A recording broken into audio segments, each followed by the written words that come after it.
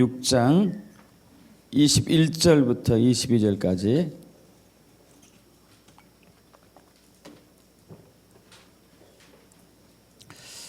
레위기 16장 21절에서 22절 천천히 합독합니다.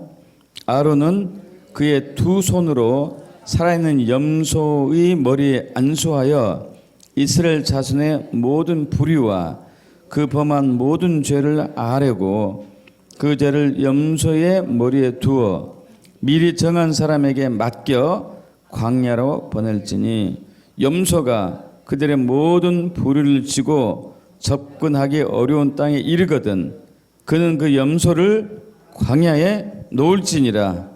아멘. 이제 기도합니다. 아버지 하나님, 오늘도 진리의 말씀을 붙들고 주님 앞에 나와왔습니다. 이 말씀은 사람의 말이 아니고 하나님 아버지의 말씀이고 땅의 말이 아니고 하늘의 말씀이고 세상의 언어가 아니고 진리의 말씀입니다. 그래서 이것은 우리의 지혜로 세상의 지식으로 깨달을 수가 없음을 인정합니다.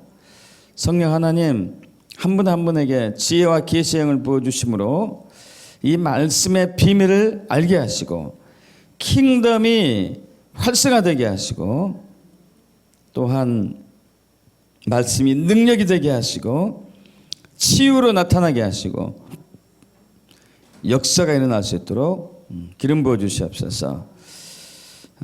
또 말씀을 전하는 저에게도 갑절의 기름 부음으로 역사하시사 오직 성령의 나타남과 능력으로 선포할 수 있도록 함께 하소서. 우리 주 예수 그리스도로 기도합나이다. 아멘. 우리 지난주에는 나팔절과 재림, 예수 재림과 휴거에 대해서 나눴습니다. 오늘은 대속죄에 대해서 이제 우리가 나누려고 그래요.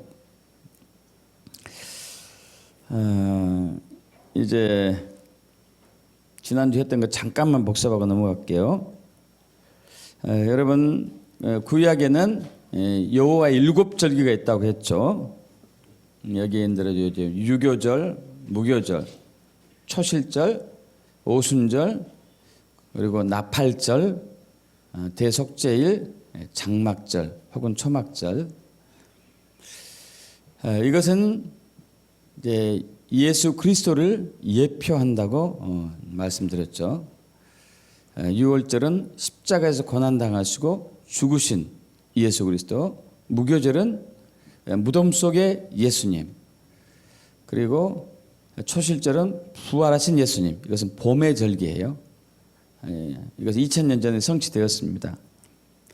그리고 이제 오순절이 되죠. 오순절은 이제 예수님이 이제 부활하시고 10일, 그러니까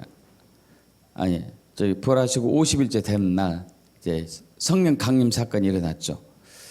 그러면서 교회가 세워졌습니다. 여러분 교회는 그리스도의 몸이죠. 그리스도의 몸. 그러니까 이 교회가 그리스도의 몸으로서 실제가 된 것이 이제 오순절이고요. 이제 가을 절기, 이것은 앞으로 오실 예수님을 예표해요. 앞으로 오실 예수님. 나팔절은 재림 예수, 대속죄일은 오셔서 심판하실 예수님, 그리고 또 장막절, 초막절은 천년 왕국으로 통치하실 예수님을 예표하고 있는 것이죠. 그래서 이제 앞으로 넘어가면은 5780년 나팔절이 이제 오늘 저녁부터 시작이 됩니다. 그래서 이제 로시 하샤냐라고 이제 해, 로시는 머리, 하샤는 해, 해 참머리, 새해가 되는 거죠. 샤나토바 하면은 새해 복 많이 받으세요. 뭐 행복한 새해입니다. 뭐 이런 얘기가 되는 것이죠. 또 앞으로 넘어가고요. 그런데 이제 예수님의 재림은 그 시와 때를 아무도 알지 못하지만, 그런데 앞으로 넘어가죠. 예수님께서는 우리에게 깨어서 준비해라 이렇게 말씀하셨습니다. 언제 임할는지 오시는 너희가 알지 못할 텐데 그러나 깨어서 준비해라. 그런데 이제 무작정 깨어 준비하라는 얘기가 아니고 징조를 보여주십니다. 징조. 그래서 무화과 나무의 비유를 배우라고 그랬죠. 무화과 나무가 가지가 연해지고 잎사귀를 내면은 여름에 가까운 줄 아는 것처럼 이와 같이 이 모든 일을 보거든 무화과 나무가 역사가 일어나거든. 예레미야 24장 5절에서 보면은 무화과 나무는 이스라엘 예표였다고 했죠. 그래서 2000년 동안 민족을 잃어버리고 나라를 잃어버리고 땅을 잃어버리고 주권을 잃어버린 이스라엘 백성들이 2000년 만에 1948년 5월 14일 아무튼 기적적으로 놀랍게 이제 이스라엘이 재건이 되었습니다. 무화과 나무가 잎사귀를 낸 것이죠. 예수의 재림이 코앞에 왔다는 것을 지금 알리고 있고요. 또 예수님이 오실 때 나팔 소리와 함께 오시고 이때 우리가 휴거가 일어나죠. 또 앞으로 넘어가세요. 그래서 마지막 나팔 소리가 울려 퍼지는 날 뒤로 넘어가 봅니다. 뒤로 넘어갔을 때 여기 넣었구나. 그냥 앞으로 넘어가세요. 그래서 이제 나팔절에 100번의 나팔을 부려요. 테키아 나팔 33번, 샤바림 나팔 33번, 테루아 나팔 33번, 그리고 테키아 가돌림 나팔 1번 해가지고 총 100번. 그래서 우리가 지난주에 해봤습니다. 또 앞으로 넘어갑니다. 그리고 이제 7년 대화 환란이 있는데 7인 재앙, 7 나팔 재앙, 7 대접 재앙 있고 또 그래서 피난하라고 얘기했습니다. 이때는 앞으로 넘어가요.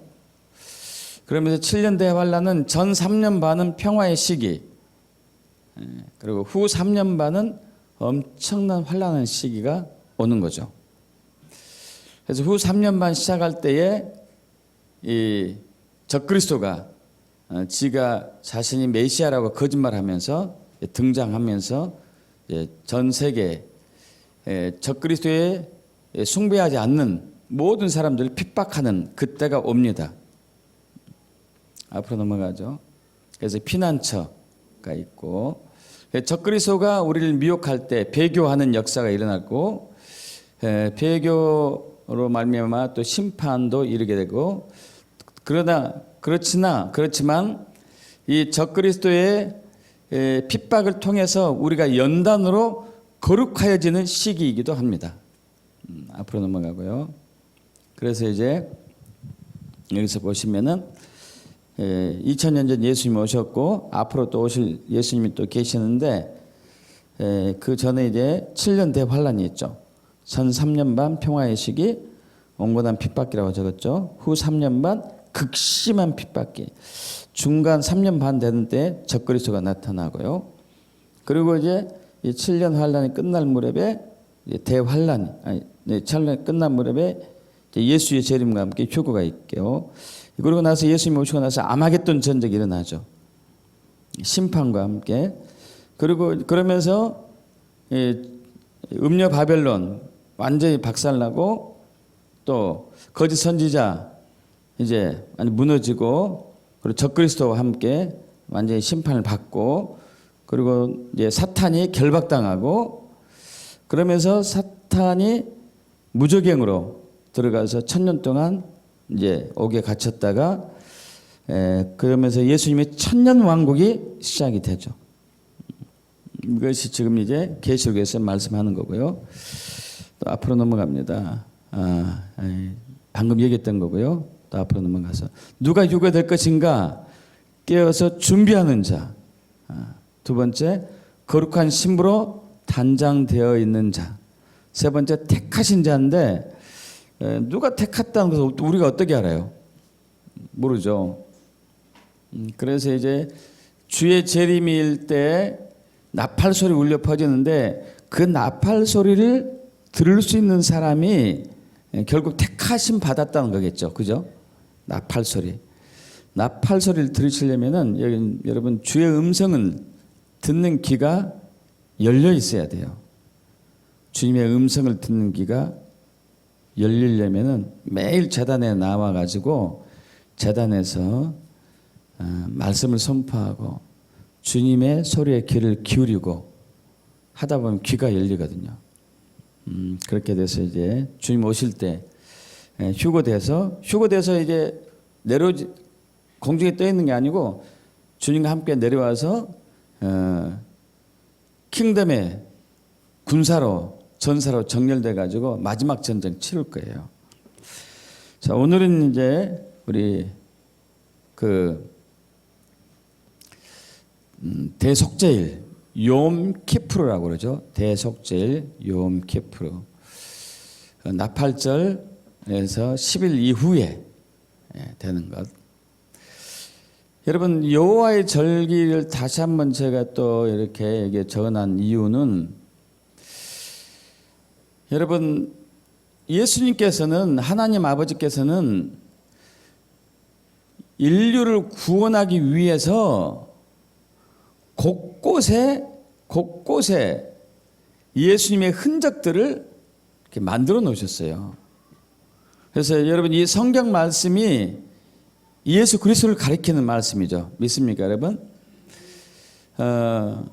신구약은 다 예수를 나타내고 있습니다. 십자가의 보혈을 확인해주고 있고, 그리고 여호와 일곱절기도 마찬가지예요. 예수에 대해서 얘기했어요. 왜 계속 예수에 대해서 얘기할까요? 예수만이 구원이기 때문에, 예수만이 주인 되시기 때문에, 예수님만이 그리스도이시기 때문에, 예수님만이 하나님의 아들이기 때문에 계속 예수에 대해서 얘기하는 거예요. 근데 참 안타깝게도 그렇게 예수에 대해서 반복적으로 얘기해도 사람들이 계속 귀를 닫고 있는 것이죠. 그러나 하나님 편에서는 더 많은 사람을 구원하기 위해서 계속 예수에 대해서 말씀을 하고 있습니다.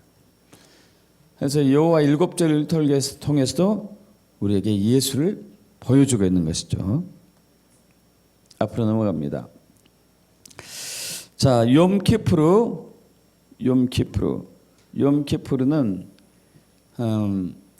아까 말씀드린 것처럼 나팔절에서 10일째 날, 티슈리월 10일, 이때가 이제 대속제일입니다. 여러분, 대속제일은 일곱절기 가운데 아주 굉장히 중요한 절기 중에 하나죠.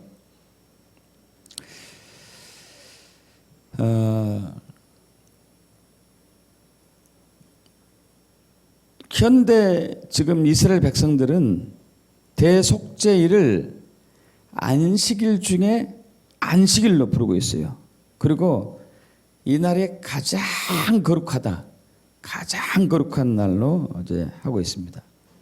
그래서 오늘 해가 지기 무렵부터 시작해가지고 다음 날 저녁까지 이렇게 이제 되는 것이죠. 이때는 그 이스라엘 가주신 분은 아시겠지만은 차 운행이 금지가 돼요. 차가 안 다녀요. 근데 다만 팔레스타인 사람들은 이제 이런 것 지키지 않으니까 팔레스타인 사람들은 막 차를 이제 가지고 다니기도 합니다.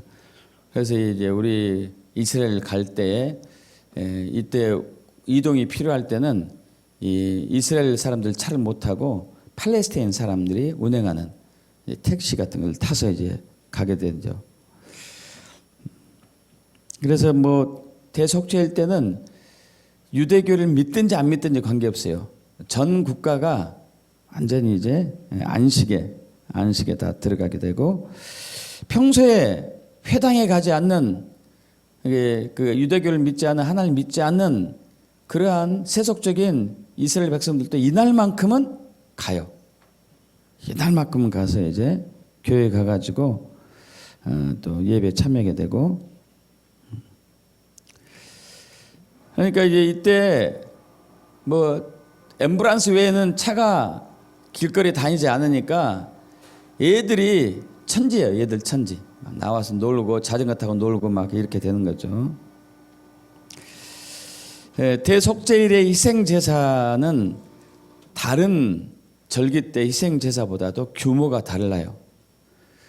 대제사장이 딱 선두에 서가지고 그 뒤로 제사장이 500명이나 서요. 엄청나죠. 엄청납니다. 예. 왜냐하면은 이날은 전 이스라엘 백성들의 죄, 대제사장뿐만 아니고 전 이스라엘 백성들의 죄를 가지고 대제사장이 성소에 들어가서 여호와 하나님으로부터 죄의 유해를 받는 날이에요.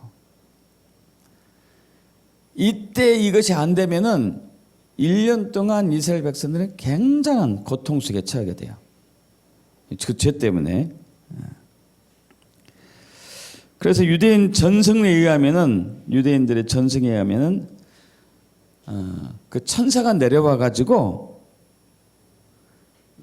제사의 중책을 진 천사가 내려와 가지고 대제사장이 이 예식을 할 때에 속죄일 예식을 할 때에 돕는다는 얘기도 있을 정도입니다. 그 레위기 10장에 보면은 아론 대제사장 첫째 아들 둘째 아들 나답과 아비후 그들도 제사장이었죠. 그들이 하나님이 원하지 않는 그 향으로 분향하다가 그 자리에서 죽고 말았어요. 그러면서 이제 너희는 이제 그때 거기에 모세도 있었고 아버지 아론도 있었고 셋째 아들 넷째 아들 이다말 엘라살도 있었었는데 하나님께서 굉장한 진노의 목소리로 너희는 이 두 아들 혹은 조카가 죽었다고 해서 가슴을 찢거나 머리를 풀어 헤치지 말아라 그랬어요. 슬픔을 표현하지 말라는 얘기죠. 그러면서 나는 거룩하다 하는 그들로부터 나는 거룩하다고 일컬음 받기를 원하는데 너희가 왜 나의 거룩함을 훼손하려 드느냐 이거였죠. 그만큼 하나님의 이제 거룩함을 중요시합니다. 얼마 전에 화요 집회 때 이제 상처가 쓴뿌리 시기 질투 이제 말씀드리면서 여호와는 질투하신 하나님이라고 그랬잖아요. 질투하신 하나님. 여러분 이 여호와의 질투가 있습니다. 여호와의 질투는 사람의 질투와 다르다고 말씀드렸어요. 사람의 질투는 시기는 내가 없고 다른 사람이 있는 것에 대해서 그것을 뺏고 싶은 욕망, 욕구라고 했잖아요. 근데 여호와의 질투는 전혀 다르죠. 여호와의 질투는 자기에게 속한 것을 훼손시키지 않으려는, 그것이 오염되지 않게 하려는, 그것이 타락되지 않게 하려는 하나님의 거룩한 열심이라고 그랬어요. 그 여호와의 질투죠. 그래서 하나님은 어떤 것에 대한 질투가 있느냐? 하나님 말씀, 예수님, 성령님, 그리고 이스라엘, 그리고 하나님의 백성, 교회, 킹덤, 하나님 나라, 이런 것들에 대한 하나님의 열심, 거룩한 열심, 질투가 있다고 했습니다. 그래서 하나님은 이러한 것에 훼손되는 게 있어서 하나님의 영광이 훼손됐다. 그러면 절대 용납하지 않아요. 대표적으로 민수기 20장에서 여러분 모세와 아론이 그때 막 이스라엘 백성들이 또 막 물이 떨어졌다고 원망하고 불평하니까 모세와 아론이 하나님께 엎드렸잖아요. 그러니까 하나님께서 반석을 명해 가지고 물이 나오게 하라고 했어요. 근데 그 모세가 화가 너무 많이 나 가지고 반석을 2번 딱 때리면서 과연 우리가 너희를 위해서 물을 낼성 싶으냐 그랬어요. 근데 이제 물이 터져 나왔습니다. 그래서 이스라엘 백성들과 짐승들이 이제 그 물을 다 마시고 해결이 됐는데, 그러면서 하나님께서 그래요. 너희는 이 백성들 앞에서 나의 거룩함을 훼손했기 때문에 가나안 땅에 들어갈 수 없다고 그래요. 결국 그들은 들어가지 못하고 죽고 말았죠. 이처럼 하나님은 거룩을 굉장히 강조합니다. 그래서 여러분 이 대속죄일, 그러니까 이스라엘 백성들은 어떻게 그 대속죄일을 간절하게 사모하고 지키냐면은 나팔절 전부터 사실 시작되는데, 그러니까 대속죄일 전 40일, 나팔절 전으로 한 30일 되겠죠. 이때부터 대속죄일까지, 특별히 이제 나팔절부터 대속죄일까지 10일 기간 동안 철저하게 거룩의 삶을 살면서 자신의 모든 죄를 하나하나 회개해요. 모든 죄를 회개하는, 낱낱이 구하면서 회개합니다. 용서해 주세요. 회개합니다. 용서해 주세요. 회개합니다. 용서해 주세요. 하면서 딱 대속죄일 날 완전한 거룩함으로 주님께 나가는 거예요. 그렇지 않으면은 나답과 아비후처럼 죽을 수도 있으니까.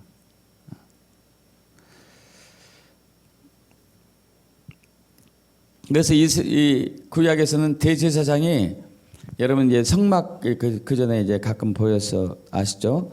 성전은 이제 세 곳으로 되어 있는데, 성전 뜰이 있고 성소가 있고 지성소가 있고 그러잖아요. 근데 지성소는 1년에 한 번 대속죄일 때 욤키푸르 날에 딱 한 번 대제사장이 들어가서 거기에 들어간 날이죠. 거기에 이제는 빛이 없어요. 그러니까 이 성전 뜰은 자연광이 있죠. 자연광. 그리고 성소는 촛불이 있습니다. 촛대 7 금 등대가 있죠. 그래서 환했어요. 그러나 지성소 안은 휘장으로 완전히 가려져 가지고 캄캄했어요. 그 캄캄한 곳에 대제사장이 들어가요.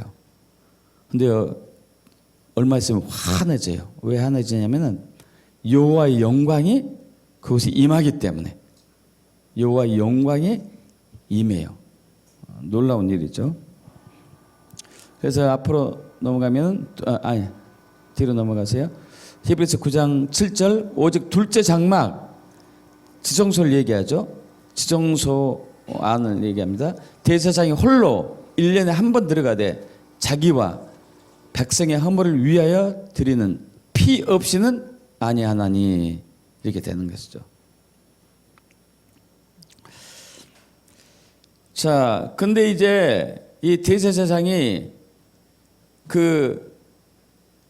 이 대속죄일 때 지성소 들어가기 전에 자신의 몸을 거룩하게 영혼 몸을 단장하고 거룩하게 하지 않으면은 죽는 일이 종종 있었어요. 죽는 일이. 그곳에 들어가 가지고 거룩한 하나님의 영광이 임하면은 그 영광 앞에 사람들이 죽게 되거든요. 그래서 이제 대제사장에 들어갈 때 그 발에다가 끈을 묶어 가지고 방울을 달아서 이제 들어가게 해요. 그래서 이제 그 대제사장이 들어간 지 한참 지나도 안 나오면은 이제 밖에서 이제 끈을 잡아 이렇게 매죠. 그럼 이제 대제사장이 발에 이렇게 딱 신호가 오면은 딸랑딸랑 종을 울려줘요. 나 아직 살아있다 그러는 게, 살아있다. 살아있으니까 걱정하지 말아라. 근데 당겨도 방울 소리가 안 들리면 이거 죽은 거다 해가지고 줄을 이제 막 끌어내죠. 왜냐하면 지성소를 못 들어가요. 일반 사람들은. 일반 제사장도 못 들어가요. 죽기 때문에. 그래서 이제 끌어내는 것이죠. 자, 그래서 그날은 대제사장이 온 옷을 하얀 옷만 입습니다. 머리끝부터 발끝까지 완전 백색으로, 흰색으로 입어요. 레위기 16장 4절, 거룩한 세마포 속옷을 입으며, 여러분 거룩한 세마포 속옷이에요. 세마포 속바지를 몸에 입고 세마포 띠를 띠며 세마포 관을 쓸지니 이것들은 거룩한 옷이라. 물로 그의 몸을 씻고 입을 것이며. 얼마나 거룩하게 하는지 아시죠? 거룩한 세마포 옷, 거룩한 세마포 속바지, 거룩한 세마포 띠, 거룩한 세마포 관, 거룩한 관, 전부 이게 하얀색이에요.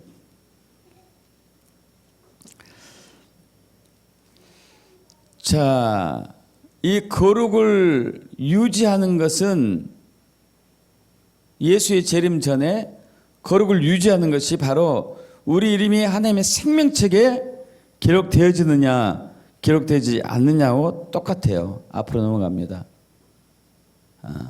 자, 그래서 이제 이스라엘 백성들은 그 대속죄일 때 나팔절부터 대속죄일 기간 동안에 무슨 인사를 나누냐면 사나토바는 이제 여러분 했잖아요. 사나토바. 새해 복 많이 받으세요. 행복한 새해 되세요. 근데 레 사나토바 베티카테부, 그러면 당신의 이름이 생명책에 기록되기를 축복합니다.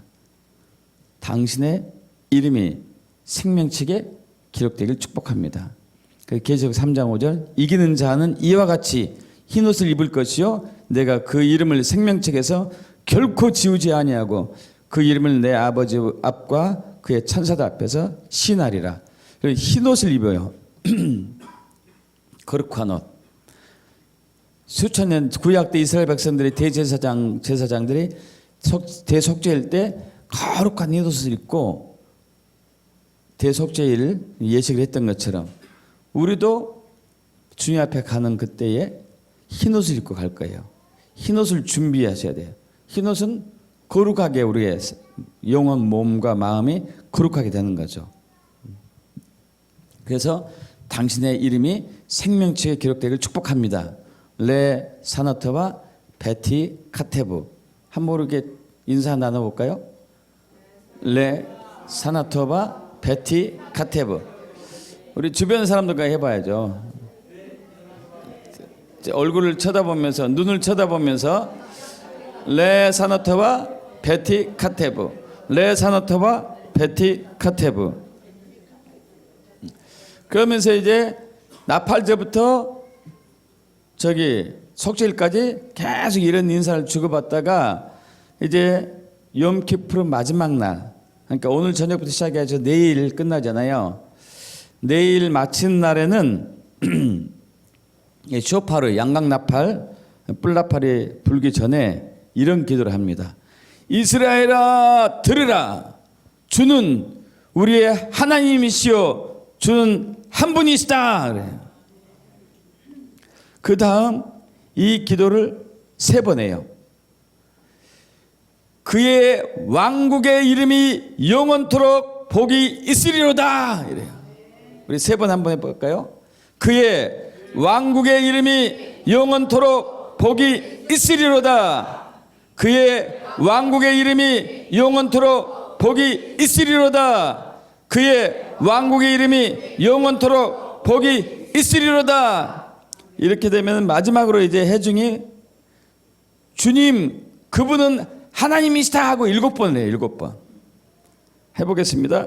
주님 그분은 하나님이시다. 주님 그분은 하나님이시다. 주님 그분은 하나님이시다. 주님 그분은 하나님이시다. 주님 그분은 하나님이시다. 주님 그분은 하나님이시다. 주님 그분은 하나님이시다. 아멘.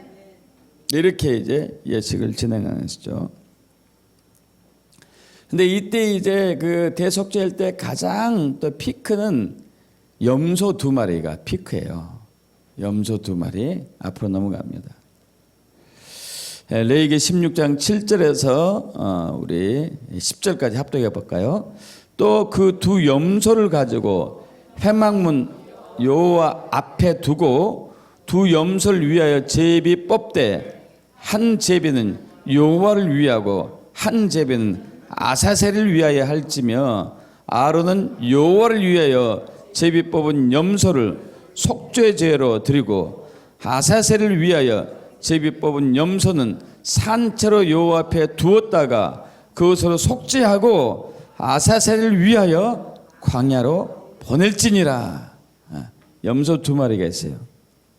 근데 한 염소는 이스라엘 백성들이 늘 다른 절기 때 했던 것과 똑같아요. 여호와를 위해서 이제 속죄제를 하는데 이 아사셀 염소가 이게 특별한 거예요. 대속죄일 때는.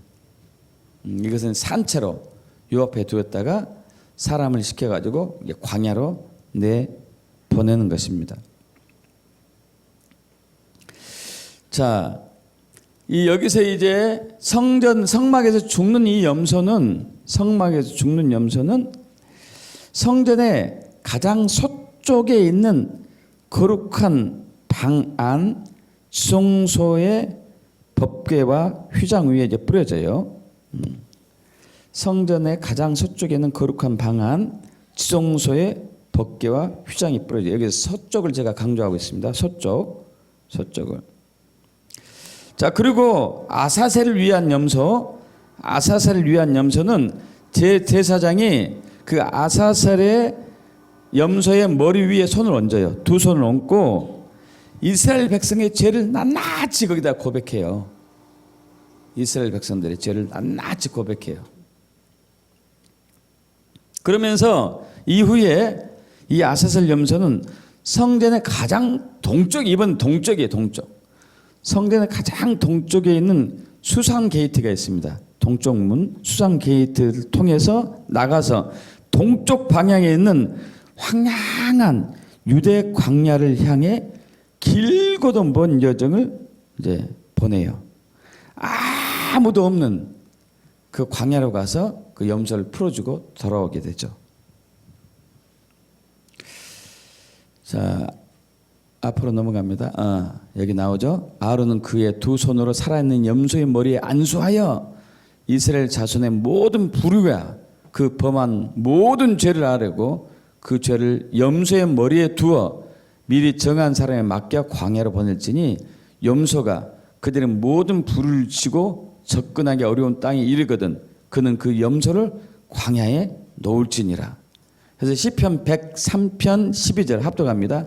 동이 서에서 먼 것 같이 우리의 죄가를 우리에게서 멀리 옮기셨으며, 바로 이것을 성취하는 거예요.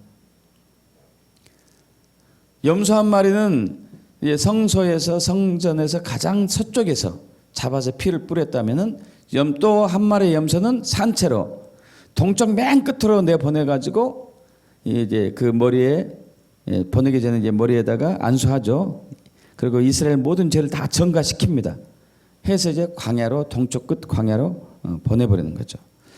그래서 동이 서에서 먼 것 같이 우리의 죄가를 우리에게서 멀리 옮기신 거예요. 할렐루야.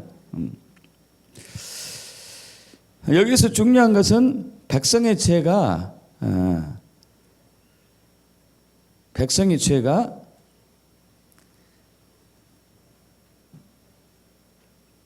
이 죽어 있는 한 마리 죽이잖아요. 죽은 그 염소에 전가되는 게 아니고 살아있는 염소에 백성의 죄가 전가돼 가지고 아사셀 염소 위에 자백이 돼 가지고 광야로 보내진다는 얘기죠.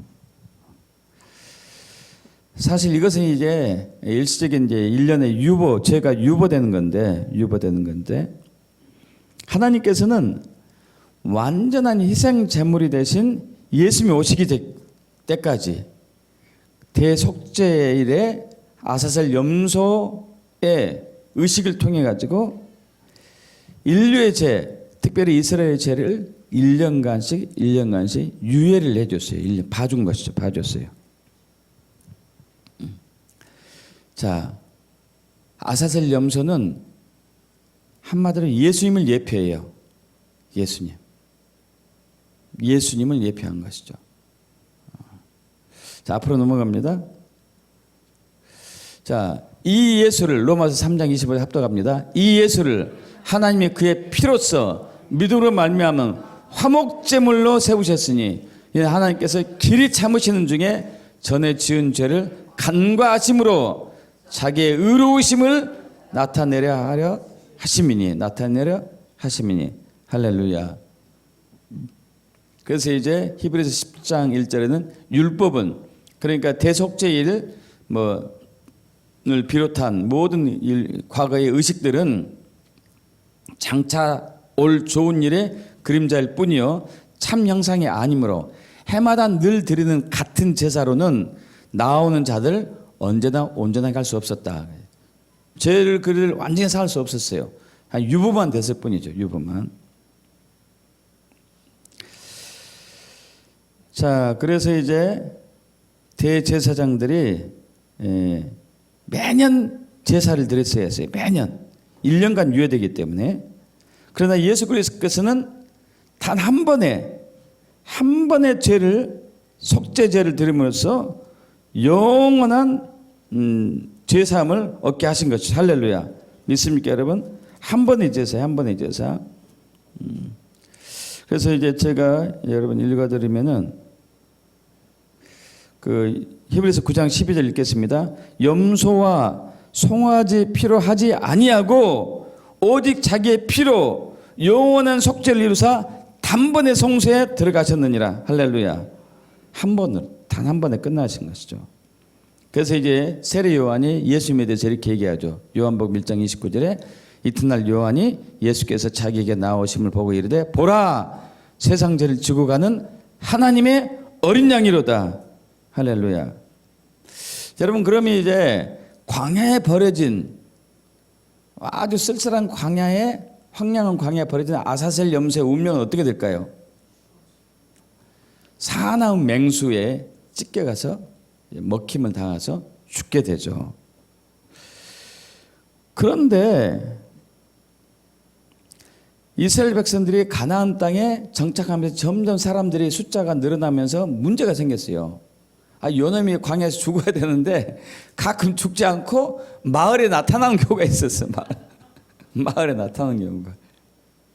문제가 생긴 게 문제가. 아니, 죄를 다 전가시켜가지고 보내서 죽어야 되는데 어떻게 된 게 죄가 다시 왔단 얘기야, 이게. 이런 문제가 있잖아요. 그래서 여러분, 이제 민수기 32장 23절에 보면 이 말씀이 나오는데 너희가 만일 그같이 하냐면 여호와께 범죄함이니 너희 죄가 반드시 너희를 찾아낼 줄 알아라, 이게. 그래서 이것을 없애기 위해서 어떻게 하냐면은 이제 구약에서는 아사셀 염소를 유대 광야 저 끝에 있는 몬타르산이 있어요. 몬타르산. 거기 절벽이 있습니다. 절벽. 몬타르산에 데려가서 절벽에서 밀어서 죽여버렸어요. 그거 떨어뜨려가지고. 이제 이렇게 할 때 이제 염소가 겁먹으면 안 되니까 눈을 또 가립니다. 눈을 가려가지고 붉은 실타래를 염소의 뿔 사이에 이제 연결한 다음에, 뿔과 뿔 사이에 연결한 다음에 이제 밀어서 던져버렸죠. 자, 그래서 이제 백성의 죄가 이제 1년 동안 유예한 것을 확실하게 한 것이죠. 이제 그러나 우리는 신학에 사는 우리는 예수님의 십자가 보혈에 의해서 완전히 사해졌죠. 이사야 1장 18절 합독해 볼까요? 여호와께서 말씀하시되 오라, 우리가 서로 변론하자. 너희의 죄가 주홍 같을지라도 눈과 같이 이어질 것이요 진홍같이 붉을지라도 양털같이 희게 되리라. 할렐루야. 할렐루야. 그래서 이제 구약에서는 대속죄 행사를 마친 이후에 여자들이 흰옷을 입고 나와요. 흰옷. 아까 흰옷 입고 이제 이기는 자 생명책에 이름이 기록된다 했잖아요. 그래서 이제 마을에 이렇게 모여가지고 포도원 밭에서, 포도원 밭이에요 또. 그래서 춤을 추면서 노래를 합니다. 춤을 추면서. 흰옷이 없는 사람은 흰옷을 빌려서라도 입고 나왔어야 했어요. 그래서 이제 원을 그리면서 이렇게 춤을 췄어요. 그때 아마 강강술래가 했다든가 어쨌든가.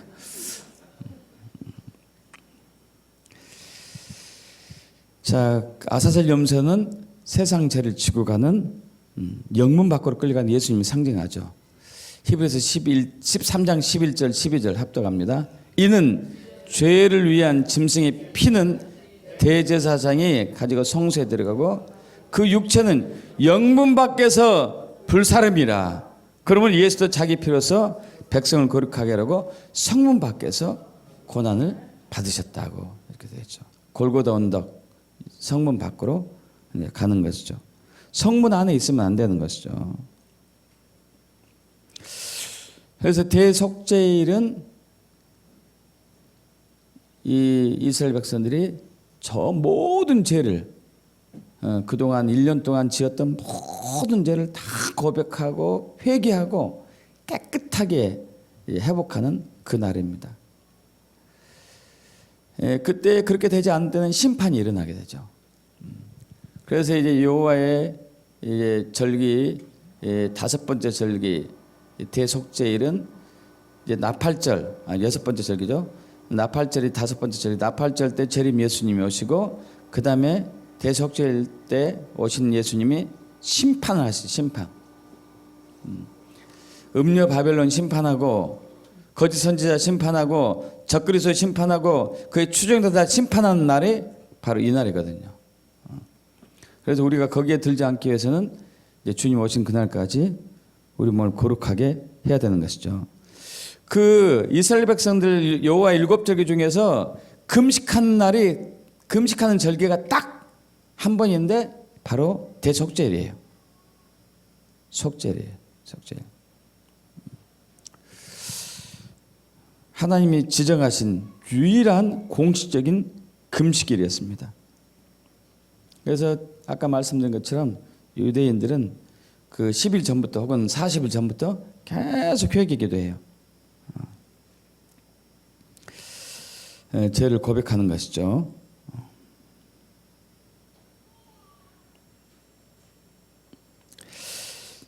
자, 이 앞으로 넘어갑니다. 대속죄일에 이제 심판이 일어난 건데 아까 말씀드렸고 앞으로 넘어갑니다. 이때 이제 금식하는 거죠. 금식. 마태복음 9장 14절에서 이제 17절인데, 그때 요한의 제자들이 예수께 나와 이르되 우리와 바리새인을 금식하는데 어찌하여 당신의 제자들은 금식하지 아니하나이까? 예수께서 그들에게 이르시되 혼인집 손님들이 신랑과 함께 있을 안에 슬퍼할 수 있느냐? 그러나 신랑을 빼앗길 날이 이르리니 그때는 금식할 것이니라. 생배 조각을 낡은 옷에 붙이는 자가 없나니 이는 기운 것이 그옷을 당기어 헤어짐이 더하게 되며 새 포도주를 낡은 가죽 부대에 넣지 아니하나니 그렇게 되면 부대가 터져 포도주가 쏟아지고 부대도 버리게 됨이라. 새 포도주는 새 부대에 넣어야 둘 다 보존되느니라. 자, 예수님 당시에 예수님의 제자들이 이제 금식을 안 했어요. 그 바리새인들을 이들은 굉장히 금식을 철저히 했었는데, 여기에 대해서 이제 금식에 대해서 논쟁이 붙었는데 예수님이 이렇게 말씀하시죠. 야, 신랑의 혼인 잔치 때 무슨 금식이 있느냐? 그러나 신랑이 뺏길 때가 있는. 신랑이 뺏길 때가 뭐죠? 어느 때죠? 예수님께서 십자가에서 죽으시고 부활하셔서 하늘 보좌에 계신 때는 신랑을 뺏길 때예요. 예수님이. 지금 우리는 신랑을 뺏긴 상태예요. 예수님 지금 하늘 보좌 우편에 계세요. 우리 안에는 성령님이 계시는 것이고, 믿습니까 여러분? 성령, 그렇기 때문에 지금은 금식의 기간이에요. 금식의 기간. 예수 오신 날까지는 금식의 기간이에요. 몇 년 전에 제 대학 동창 그도 신앙생활 하는데 그 교회는 좀 이상한 교회 같아. 제가 그때 장기간 금식하고 굉장히 야유했을 때 이렇게 만났었는데 그 친구가 너 얼굴이 이렇게 반쪽 됐냐 그랬더니 장기간 금식했다 그랬더니 지금도 금식하냐? 그러는 거예요. 그래서 야, 예수님이 죽거나 돌아가셔서 금식 끝났어 이제, 이렇게 얘기하는 거예요. 그래서 아닌데, 그렇다고 이제 뭐 이제 그 논쟁 붙어봤자 뭐 서로 이제 아무런 소득은 없잖아요. 그러고 말하는데, 여러분 지금이 금식할 때예요. 지금이 신랑을 빼앗길 때였기 때문에 지금 금식할 때예요. 주님 오실 그날까지. 그래서 이 엔타임 때 가장 중요한 영성 훈련은 회개와 금식입니다. 회개와 금식이에요. 여러분 지금 많은 회개를 해야 될 때예요. 그리고 금식을 자주 해야 될 때고. 그래서 여러분 이제 오늘부터 시작되는 이제 대속죄일까지 기간 동안에 여러분 하루를 하든지 이틀을 하든지 3일 하든지 뭐 한 끼를 하든지 두 끼를 하든지 여러분 자유적으로 금식을 꼭 하시기 바랍니다. 하시면서 회개하셔야 돼요. 꼭. 회개 꼭 하셔야 됩니다.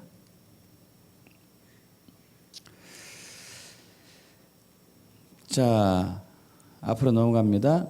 대속죄는 심판이 오는데 여러분 마태복음 13장에 보면은 천국의 비